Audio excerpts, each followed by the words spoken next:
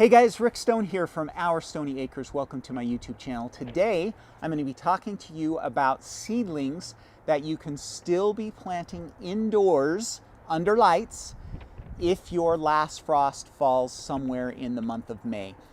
So I'm going to cover three different types of seedlings, some cool season crops that you can still be growing, some warm season crops that you need to get in right away, and then some additional warm season crops that you'll be able to do a little bit later in the month, okay? All right, so before we get started, please make sure that you subscribe to my YouTube channel. Click that notification bell so you get notice every time I release new videos. Also, please make sure you go follow us over on Instagram as well. I'd love to have you come and join us there. And then make sure you stick around till the end of the video. I've got some fun stuff coming up during the month of April and May that I wanted to let you guys know a little bit more about. So we've got a fun challenge that's coming. I'm going to talk to you about that towards the end. Okay, so let's get started. So what I want to talk to you about today are seedlings that we can still be growing indoors. So it's a nice, beautiful, a little bit windy spring day. But, you know, we're still having frost almost every night, and we live here in zone 6, and we're still a solid 6 weeks away from our last frost date.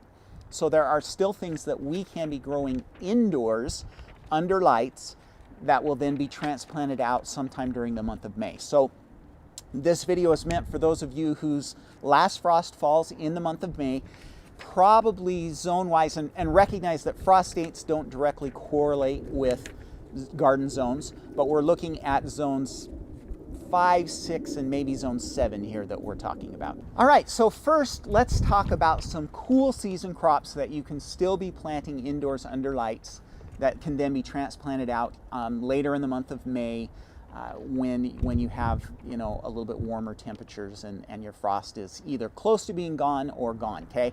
Now we're too late for things in the broccoli family. So broccoli, cabbage, cauliflower, a little bit too late for that, but we can still get a lot of our leafy greens. You can plant them indoors to transplant out. So we're talking here about things like spinach, lettuce, arugula, kale, collards, endive, Napa cabbage, bok choy.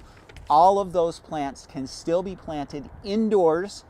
Give them about 4 to 6 weeks indoors, and then you can transplant them out into the garden. So get those seeds started indoors under lights now, and then out in the garden later in May, okay? Now, warm season crops, we're starting to get close to our frost date. So for us, we're about 6 weeks away from our last frost date right now.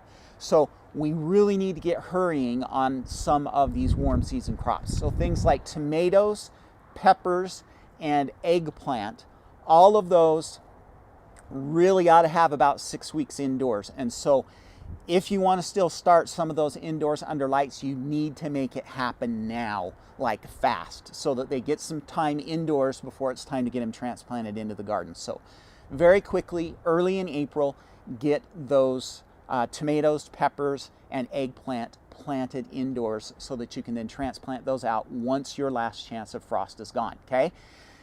Then last is we have a whole group of plants that don't need as much time indoors, and that's the squash family. And the squash family also includes your melons as well, okay? All of our squash family are not really big fans of being transplanted. They'll do okay, but they don't like to be transplanted, and they have a lot of problems with transplant shock. And so the way we deal with that is by keeping the transplants fairly young and small. Those smaller plants deal with transplant shock better than the bigger plants will. So with the squash family, you really want to give them only about 3 or 4 weeks indoors under lights and then get them out. So look at when your last frost date is. For us, it's May 15th. And so we are going to be starting our squash and our melons indoors about April 15th. So you guys take that last frost date, figure out when it is, and then you are going to count back 4 weeks, and that's when you're going to be starting the squash families, okay? So what are we talking about here? We're talking about things like summer squash, so zucchini, crookneck squash, and patapan squash. Then we're talking about winter squashes, so spaghetti squash, butternut, banana, Hubbard, all of those. Pumpkins, all of your melons, so watermelon, cantaloupe, and Crenshaw melons. And then your cucumbers. All of those plants, you want to go about 3 to 4 weeks before your last frost date to get those started indoors. So there's still plenty of things that you can be starting indoors that'll then be transplanted out after your lost frost date in May, okay? All right, so that's the list. Make sure that you let me know if there's any that I missed down in the comments, and I'd love to answer any questions you have as well, so leave those down in the comment section below. Before you go, really quick, I wanted to let you know about a fun challenge that we are going to be doing this spring, and this is our Get Your Garden Planted Challenge. We did it last year. Everybody had a lot of fun doing this, and so we're going to do it again this year. And what we're going to do is we're going to have about 5 days of classes. So we'll do about a half an hour's worth of classes every day for 5 days.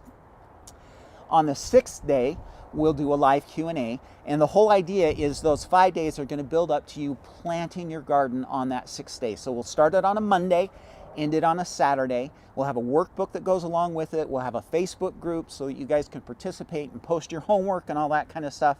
It's going to be a lot of fun. We did it last year. We had 300 people that participated, and so we're looking to build the wait list for these challenges this year. And this year we're going to do it twice.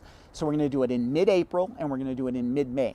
I'm being just a little bit vague on the dates so that this video can kind of stay evergreen, because we're going to be doing these challenges every year. I'm filming this video in 2022, and so our dates are going to be April 18th and May 16th.